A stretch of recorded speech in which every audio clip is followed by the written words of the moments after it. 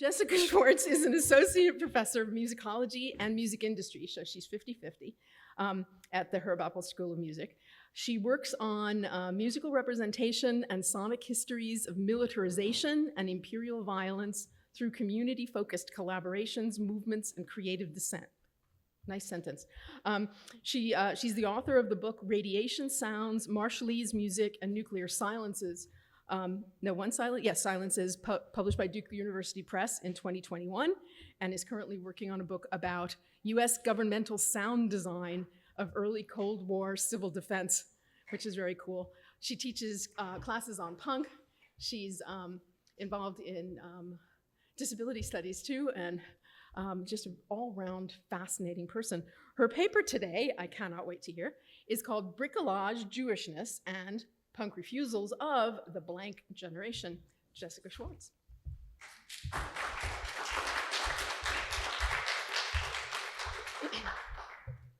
Thanks so much, Elizabeth, everybody. I'm just going to begin, but before I do, I'd like to begin with a brief content note. This presentation includes language, symbols, and imagery that may be offensive. I present these materials to examine both their critical force and the ways they have also reproduced harm across different contexts. I want to begin with a series of sounds and the gravitational silence that surrounds them. I belong to the blank generation, and I can take it or leave it each time. Well, I belong to the generation, but I can take it or leave it each time.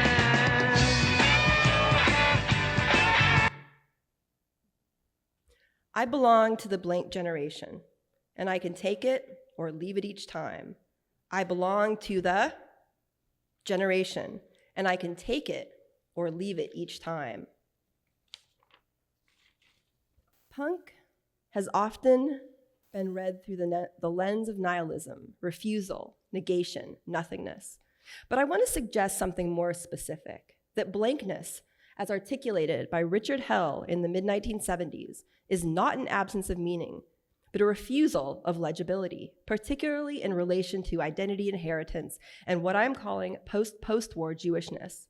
This talk traces how Hell's blank generation as song, aesthetic, and attitude circulates transatlantically, shaping punk formations in the US and UK and beyond, and how it resonates with what I term a bricolage Jewishness, a fragmented, disidentificatory mode of being that emerges in the wake of World War II and increasing anxieties over assimilation, intermarriage, and who counts as Jewish.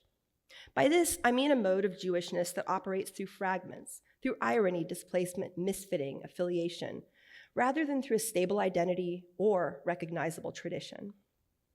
I want to emphasize that this bricolage operates through what I'm calling refusal and refusal, a rejection of imposed identities and a remixing of cultural fragments that resists categorical purity. And that's important, right? That resists categorical purity. So, as Hell's album artwork cover shows, text across the chest, you make me, and a fill in the blank across the heart shares. Such refusal is always relational, dynamic, potentially explosive crossing of wires. But to make this argument legible, I want to offer 3 brief framing provocations. First, I consider what I call the market effacement of Jewishness, how, in the post-war United States, pressures of Euro-American assimilation and the conditional possibility for some of choosing whiteness render Jewish identity both present and disavowed. Second, I turn to punk misfitting as a site of what Sonali Takar calls post-war racial plasticity, or the idea that certain identities could be reshaped through assimilation.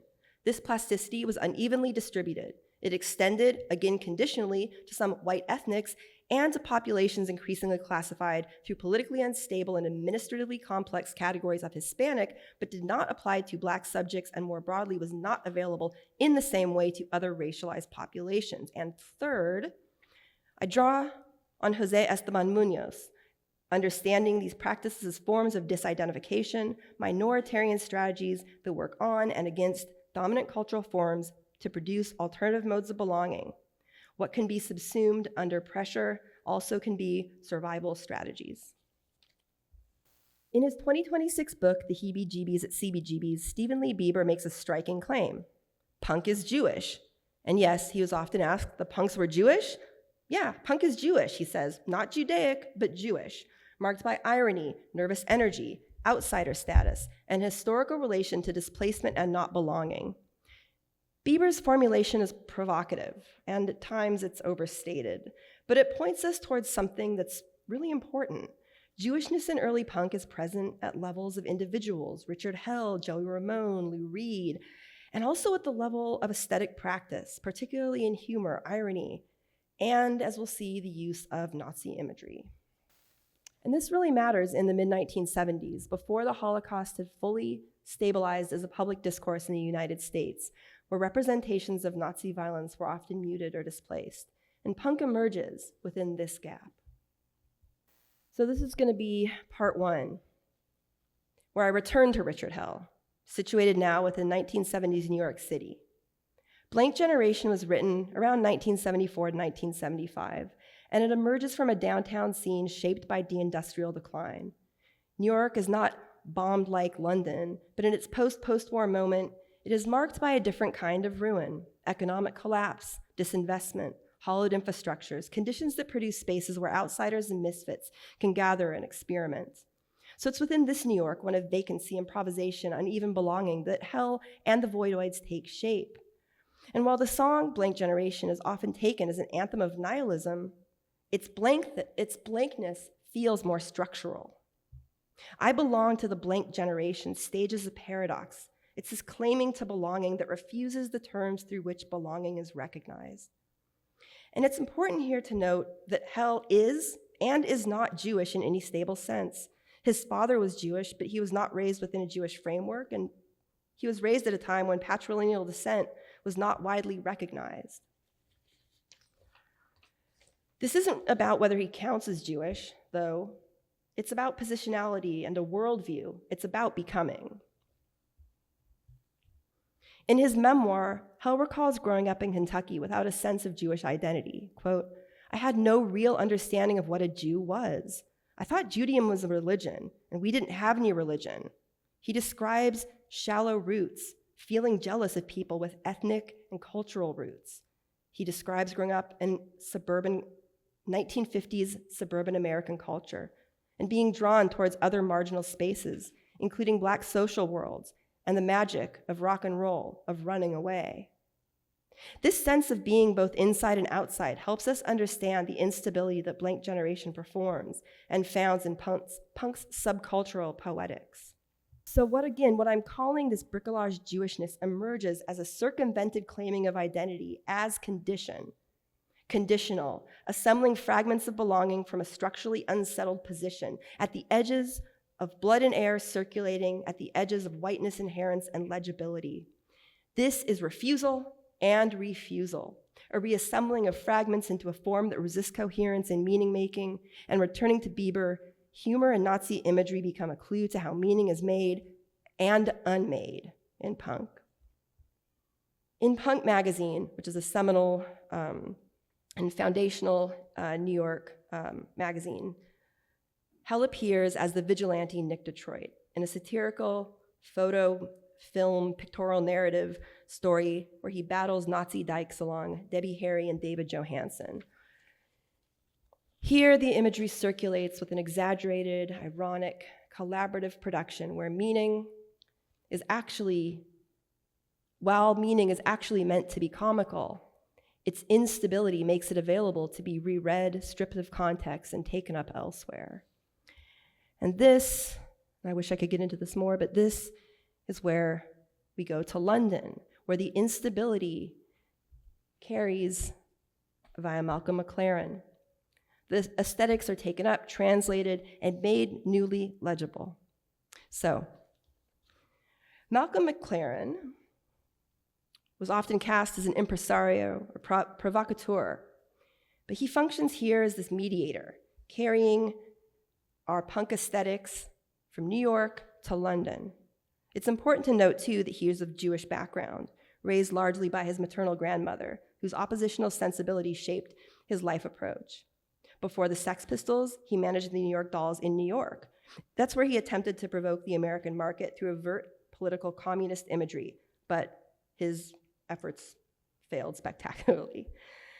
In that moment, McLaren turns to downtown New York, particularly to CBGB's, where scenes around punk magazine and bands like Richard Hell and the Voidoids converge. And it's here that he encounters Richard Hell, and he encounters Blank Generation. And from that encounter emerges a set of elements that move together. There's this new sound, attitude, and a way of organizing these fragments in bricolage, kind of improvisatory dislocation that really gets to McLaren. He sees the safety pins, the torn clothing, the stances, and he takes them and he brings them back to London. And he has the Sex Pistols write a song. He forms the Sex Pistols and has them write a song called Pretty Vacant.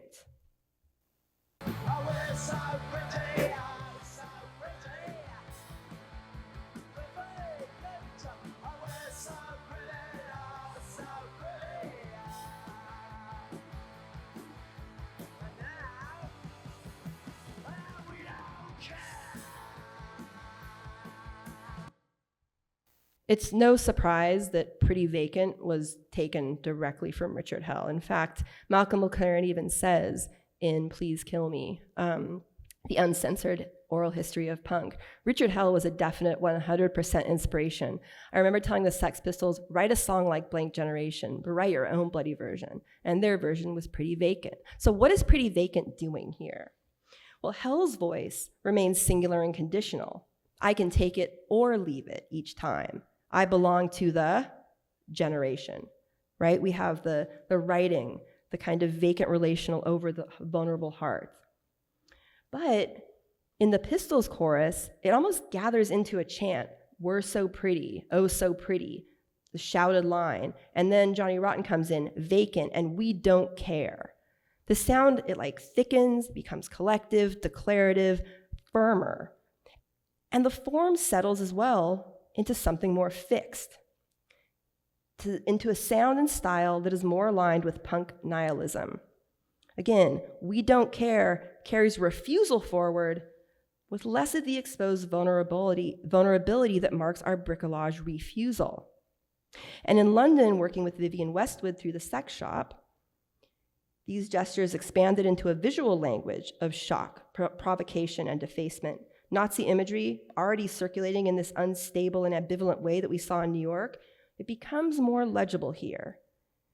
And with that legibility, it becomes taken up by a dominant culture.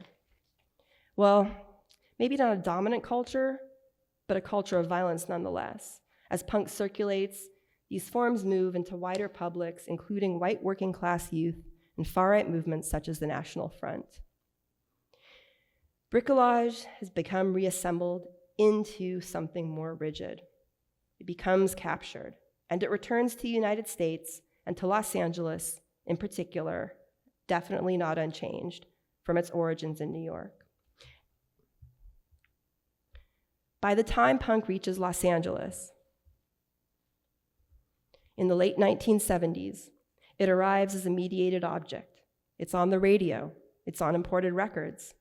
It comes through magazines, television appearances, and touring acts. Rodney Bingenheimer, or Rodney on the Rock, broadcast bands like the Ramones, while British punk, like the Sex Pistols, circulates as images, as attitude, and in their tours. It's stylized and it's recognizable as punk. Los Angeles encounters punk after New York and London have given it shape and given it a name. So, punk lands here in Los Angeles, a city of screens, defense contracts, suburban escape routes, freeways, stage visibility, a city already moving towards spectacle, discipline, Olympic imaginaries, tightening of spaces, policing, gentrification. War is humming, and here it hums differently. It's not inherited in the same way as in post-postwar New York. It's not lived the same way as in post-war London. And it becomes folded into a different kind of sound and style, a different kind of attitude and posturing. And yet, what we have here in our initial Los Angeles punk scene is a deep diversity Chicanx, queer, mixed ethnicity, suburban runaways, Hollywood kids. They already shape a new, vibrant sense of what punk can look and sound like. There's these crossings, collisions. People come together, and they're held together unevenly in spaces I'll talk about in a moment, but never equally. Yet, here we really see the tensions emerge between refusal and refusal. The unevenness is spatial, it's social, it's embodied, it's structural. If post-war racial plasticity depends on a proximity to whiteness, to Euro-American assimilation, Los Angeles exposes limits. Mixed Chicanx, Asian American, and Black communities move within scenes without equal access to incorporation, and outsider becomes a shared language, but with different consequences and risks.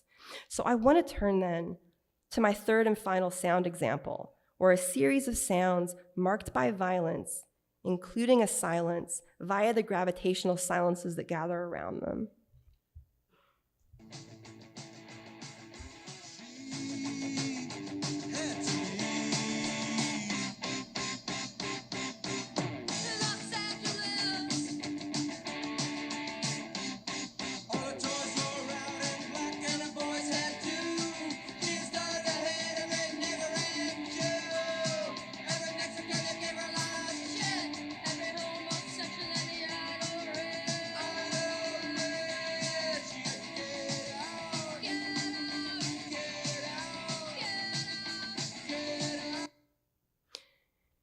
Here in X's Los Angeles, 1980, the year that switches from kind of more diverse Hollywood scene to suburban hardcore that's dominated by masculine, cishet, white youth predominantly, and pushes out diversity equally, we have X's Los Angeles. The song, it carries two voices, a male and female. They circle, overlap, contrapuntally pulling and pushing against each other. Within that tension and the pairing of racialized and ethnic slurs delivered as derision, it marks a serious shift. Since what had circulated as instability, ironic, disidentificatory, and unresolved positional grappling with post-postwar outsider existence begins to harden here, even more so than the UK even perhaps. It's within the punk scenes itself, aligning more directly with structures of racialized violence, something to escape from, not run to. Remember, New York offered density and improvisation, London amplified those gestures into spectacle, and now Los Angeles reveals what happened when those forms return within a landscape shaped by dispersal, segregation, hierarchy, freeways cutting connections, structural designs. In the midst of the whitewashed landscape of LA and noisy traffic, we have a figure who makes this tension visible. She's the Jewish punk photographer, Jenny Lenz. Bieber recounts that Lenz is indirectly referenced in X's Los Angeles, a song that stages departure, again, from the city, often read following Munoz as a form of white flight. The actual anathema of hell's decision to run to the city, be part of the city, rebuild the city. What again matters is the transformation, since this moment, 1980, marks these unstable gestures that begin to settle. So while Jewishness does not disappear, it shifts and is unevenly distributed, often unspoken, surfacing in fragments, and then refused by those who refuse their silencing. And this is the feedback loop. This is the feedback loop of punk. That said, Bieber's claim that Nazi imagery functions as quote-unquote Jewish revenge through humor only goes so far. In Los Angeles, that humor lands differently, and it silences as much as it provokes, especially for those who are mixed, female, queer, and disabled. Jewish women, as Bieber notes, were quote-unquote forces but not presences. And this absence really matters, since it marks who's pushed out a voice, of visibility, even within a scene built on refusal. So I want to ask something in an emphasis here. What happens when refusal is not equally available to people? Surveying zines like Slash and Nomag really important zines in punk culture here in Los Angeles, this tone shifts. Racialized and anti-Semitic language circulates as irony, and it lands in violent slashes. Anti-Blackness sets the scene. A Jewish joke follows. Grotesque imagery appears. And I am decidedly not putting this stuff up on the screen here because I don't want to. And I don't want to give it voice. I think X has said enough. And it justifies, so Darby Crash from the Germs tells a very anti-Semitic joke and justifies it through proximity to his quote-unquote rich Jewish friends in Beverly Hills. And there's this logic of access and disavowal. It's pretty perverse, at least in my understanding. These aren't isolated provocations. They mark the shift in function, and it becomes taken in ways that turn back on the very bodies that made punk possible. So, who make punk possible in Los Angeles? Figures like Nicole Panther, Pleasant Gaiman, Teresa Kyriakis, these are mixed, non-normative, often moving across categorical impurities.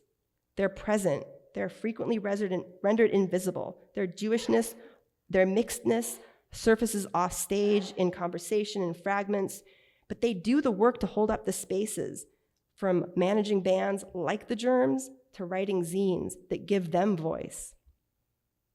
Not necessarily the zines I mentioned. At the same time, figures like Rachel Rosenthal and Frank push back.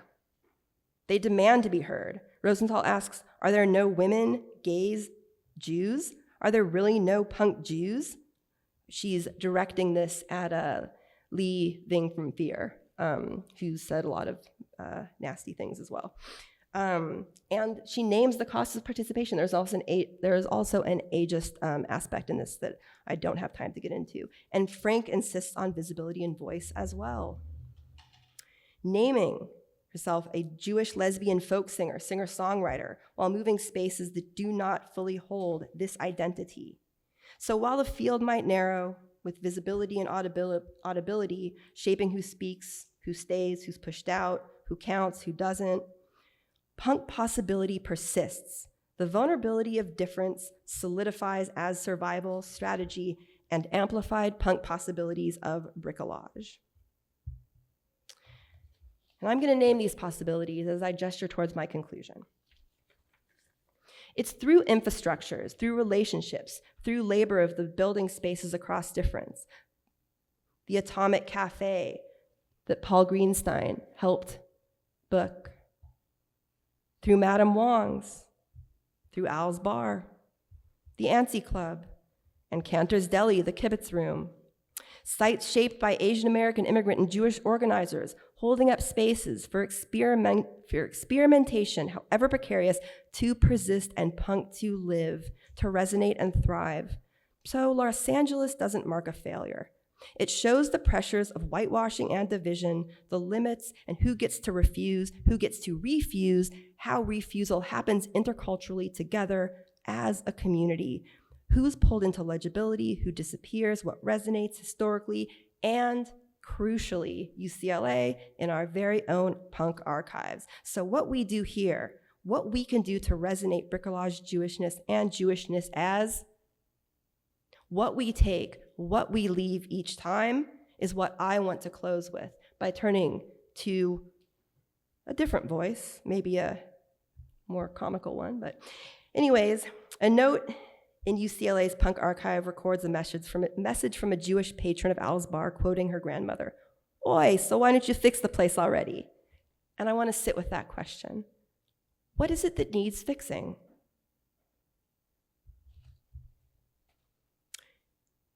If we return finally to the refrain, I belong to the blank generation, and that gravitational silence that I mentioned, we might hear it differently. Now, across New York, London, and Los Angeles, 3 epicenters of punk. What I have traced are the practices, the sonics, aesthetics, and socialities, ways of taking apart and putting back together again and again. They don't hold, they shift, they get taken up, turned, fixed, misread, and still punk persists and we persist. Not nihilism, but what I've called bricolage Jewishness, persistence through fragments, through crossings, through relation, and through community.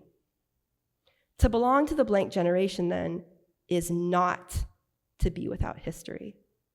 It's to refuse the demand to inherit it cleanly. Thank you.